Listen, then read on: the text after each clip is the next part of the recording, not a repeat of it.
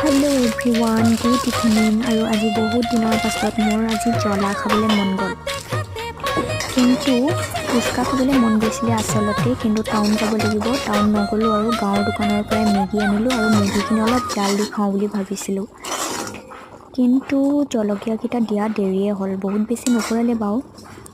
কিন্তু মানে ভিডিঅ'টো আপোনালোকৰ লগত শ্বেয়াৰ কৰোঁ বুলি ভাবিলোঁ। আৰু পথাৰত মেগী খাবলৈ গৈছিলোঁ আজি চাহৰ লগত, আৰু মেগীখিনিত কণীও দি দিলোঁ।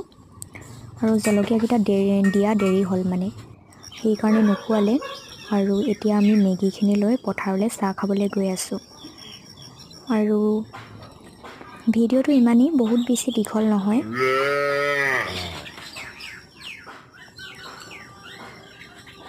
খাবলৈ বহুত বেছি টেষ্টি আৰু মজা হৈছে। আৰু আজিৰ ভিডিঅ'টো ইমানেই।